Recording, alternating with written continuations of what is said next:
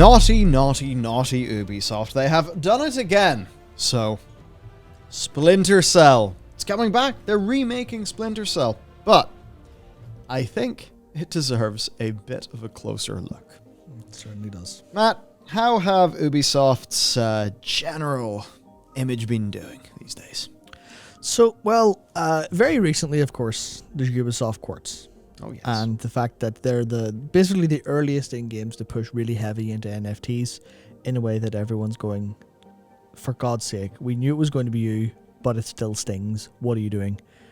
And they clearly were affected by the backlash and pulled the video after like 95,000 dislikes or something along those lines. And then obviously there's all of the games that they released that nobody liked.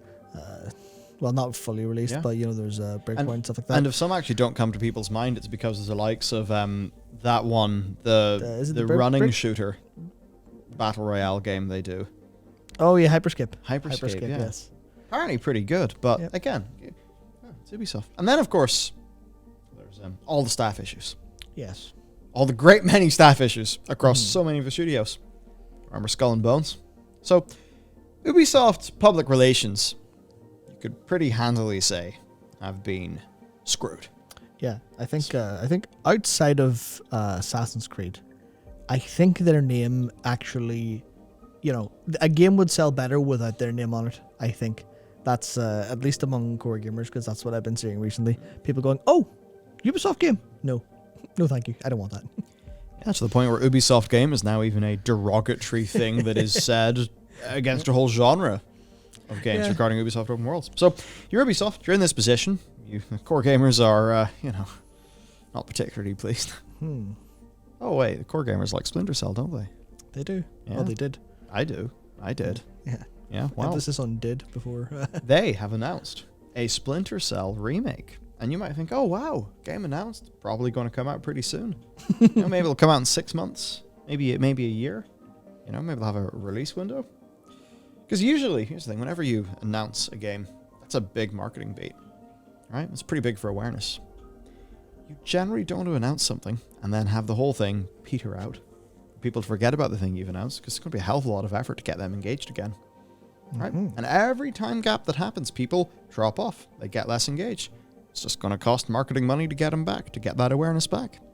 So we've got to think about, why would they do this announcement? A really good example is the Elder Scrolls 6, actually. Oh, because the Elder Scrolls 6 was not announced for you or me, or for you or me. It wasn't. It was announced so that we would swallow the pill that was called the Elder Scrolls Blades. Something I think everyone has forgotten about. I certainly have. Rightfully so. So when we take a look at this story and this situation, well, we have to think a little bit. We have to think a little bit, because this could be one of those situations. Certainly. So, this is a remake of Splinter Cell. And generally speaking, that is the sort of thing I would like to see. It's being done by Ubisoft Toronto, the creators of Splinter Cell Blacklist, Starlink, Watch Dogs Legion, and Far Cry 5 and 6. Uses Snowdrop. I've got to say, Snowdrop. Pretty cool. Yep. I think it looks pretty damn sweet. Yeah, I mean, I think on some older hardware, I think you can have issues with running stuff like, I know I struggled with the Division 2 pretty hard, but then I imagine that's likely not a problem for most people anymore, and it does look good. Tools seem okay. I've not heard anywhere near as much complaint about it as you would hear from the 343 internal tools or from Frostbite, as an example. Yeah. Also, the engine that is powering the new Avatar game, which of course is going to launch probably in and around James Cameron's new slate of movies, which will happen. Yeah, and it's also being directed by Chris Otti, who is a 16-year Crytek vet as a level designer, moved to a lead, then a level design director. He created loads of official CS 1.6 maps as well, so fairly interesting dude. As for what the game is like, and don't worry, we'll dip into the Ubisoft in a little bit, but as for what it's like, well, they say new generation visuals and gameplay, and the dynamic lighting and shadows the series is known for. Matt West says they're trying to make sure the spirit of the early games remains intact. Some talk about, them rebuilding it, building it from the ground up. They're going to update it visually, as well as some of the design elements to match player comfort and expectations, and they're going to keep it linear like the original games, not make it open world. The phrase stealth action redefined from the original game has actually proven to be a valuable North Star. So hey, fair enough. I really like the original game. If you're going to tell me that somehow you can preserve how it felt to play, but also update and modernize its controls so that Sam Fisher feels, probably as agile as Sam Fisher really would be, and maybe not as agile as some clunky controls could make him feel, then fair enough. All right? Yeah. Apparently they have a tagline which is respect the goggles. And, sort of decently high hopes, right? Yeah, I mean, I was watching, there's a video that they have here that's a retrospective where they talk about it. Yeah. And they have a bunch of devs. I don't know if they're specifically devs from the team, but they're people at Ubisoft who have worked on the Splinter Cell history before. And everything they were saying is pretty nice. It was like, hey, we had all these ideas, we had all these thoughts, and you could tell that they remembered exactly why they made the decisions they made. Yeah. And how it ended up being groundbreaking, how it was ultimately this kind of, they got there with stealth action redefined. I think that's the kind of legacy of Splinter Cell, where they took, they said the tagline is specifically designed to go against, the leader of stealth gameplay at the time, which was tactical espionage action from the Metal Gear Solid series. Yeah. And they actually did sort of, obviously not Splinter Cell doesn't feel like a Kojima game, but in terms of the actual stealth action, they did get there. So seeing all of the devs like, back in the day we did this and this and this, and we broke new ground, we had all this good stuff. You're like, sweet. I watched it and I was like, I never played Splinter Cell, and I was still sitting thinking. Oh yeah, I played all the original 3. Yeah, I'm like, man, I have some hope for this. I have trust for this. And then I remembered Ubisoft, but yeah. So look, all seems good, right? Yep. Okay. Now let's think about it. Because in my gamer brain, I'm like, Splinter Cell, sweet. Splinter Cell, the first one. Oh, tell me you can get that game, but all good and modern, awesome, happy hype. Yeah. But now we need to be a little bit more thinky about it. Yep. I think. Actually, no, we don't need to be more thinky. The thinky comes later. Got to talk about where they're actually at, because this is the important build-up to some of the thoughts. They showed nothing really about the game. They mentioned nothing specific. The banner image said, now hiring, and they doubled down on that. In the actual news interview that they posted, the tech producer said, we want to invite anyone who's intrigued by what we've said to apply to Ubisoft Toronto. We're building a new team, the same way we did when we started the studio. They're hiring over 60 positions, many of which are lead and senior. A new team then on top of the Far Cry people, because Far Cry, some of the recent ones, have been that studio as well. Yep. Loads of their language is, it's not we're doing this, it's we are going to do this. We will do this. Yeah. As opposed to we have done this. Yeah, This is very early. Yeah, there's a lot of the language they're using and talking about it feels like they're in the middle of pre-production talks. Yeah. Not in the middle of pre-production, in the middle of pre-production talks. They're spinning up the project a little bit more than anything else. In my head, at most, they have a vertical slice tech demo to nail in look and feel, but not an actual production. And I think this is them basically trying to hire up a production team to actually get this thing into existence. And they have to start with leads and seniors as opposed to, actually bulking out the force. Yeah. Now, an October report from Video Games Chronicle said, a Splinter Cell game has been greenlit according to development sources who told us the title has been put into production as a means of winning back fans frustrated by recent efforts to revive the franchise in mobile and VR. The title's in the early phase of production, the sources say, but there's a small chance it could be announced next year. So, we had sources saying that there was a small chance of next year. Yeah. And we've just seen it now. Yeah.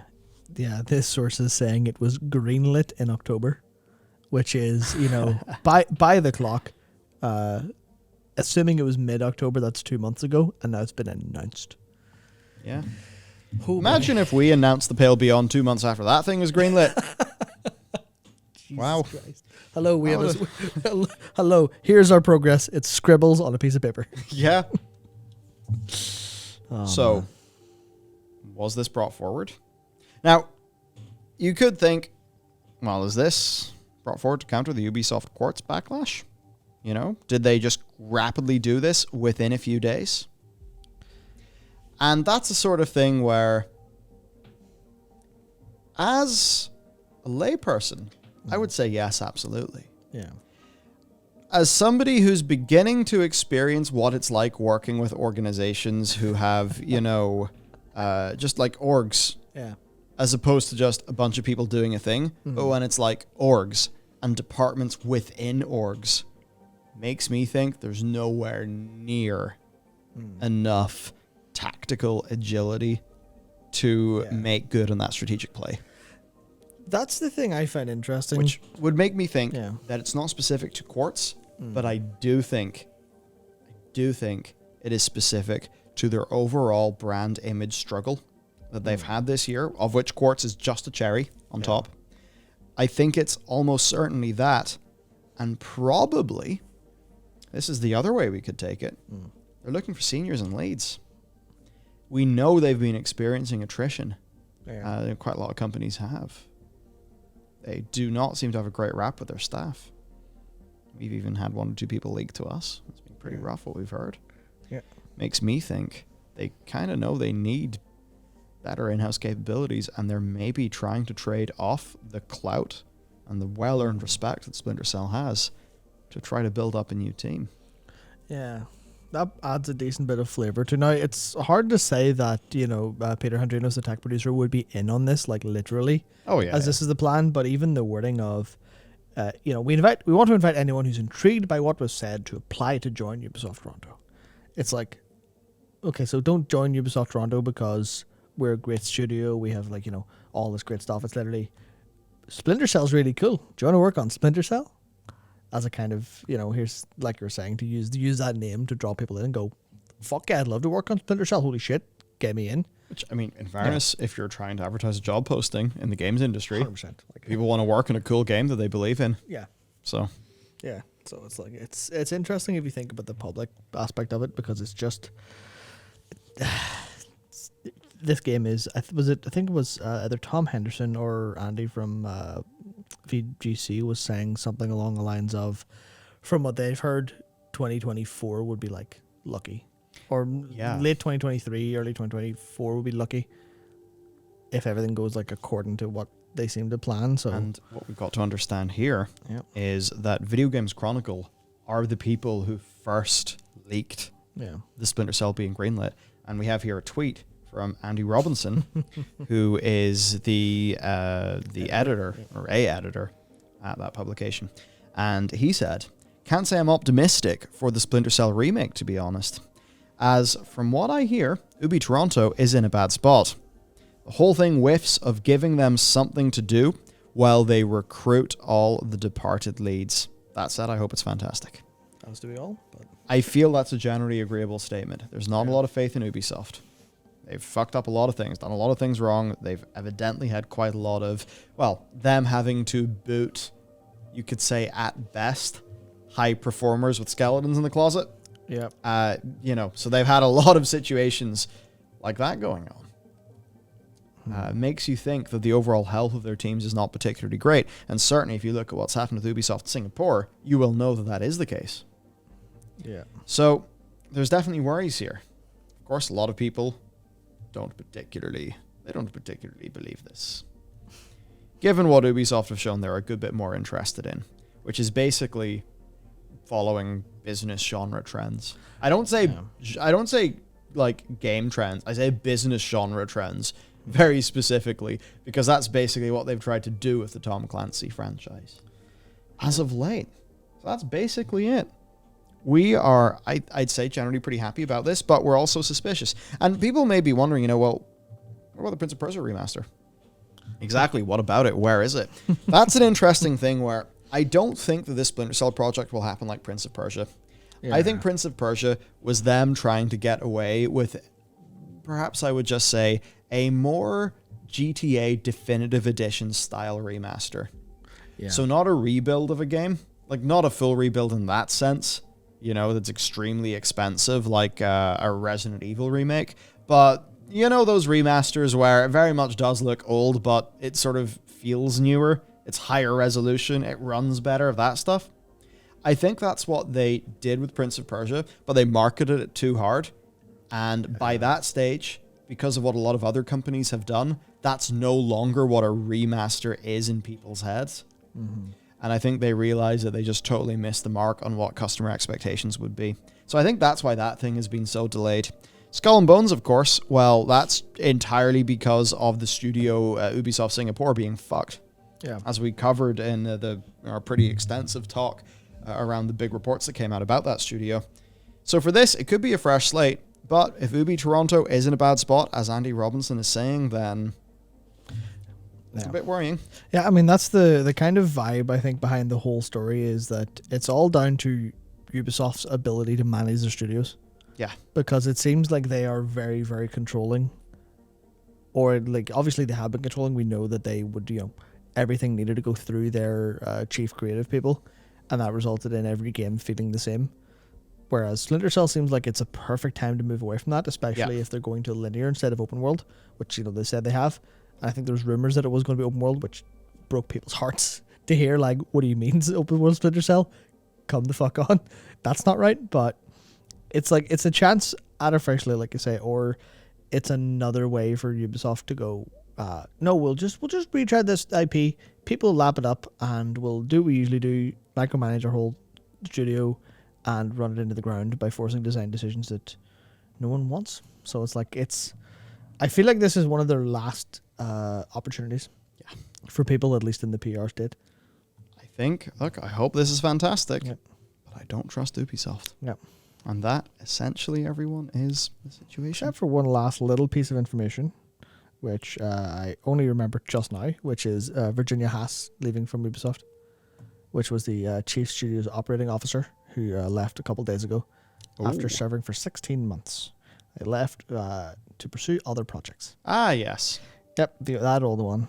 So it's interesting what that could imply in this situation, in this scenario where the studio operating officer is like, I don't want to do this anymore. Yeah. I'm not dealing with this shit.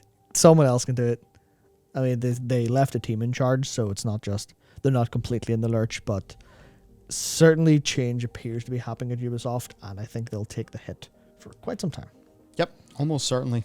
I mean, think about the amount of projects that are delayed. Where is Rainbow Six Siege Extraction, whatever. Yeah. The zombie one. Where is it? Yeah. Doesn't seem like the hardest game in the universe to make, especially considering, it's kind of a playable thing. What's going on? Yep. What is going on? That is the question, and frankly, we can speculate, but we don't really know. So that's really it for the video. Hopefully this game is good, but also Ubisoft. Ubisoft trust. They don't go together, I think. And that's it for us. Hopefully I can get different goggles for Sam as NFTs. When they said respect the goggles, they didn't mean respect the color of the goggles or their appearance in game. You'll be able to buy like pink laser ones and red laser ones and RGB with the 3 different colors, and they'll have they'll be night vision, but even though that doesn't make sense anyway. Yeah, perfect. So right, let's get your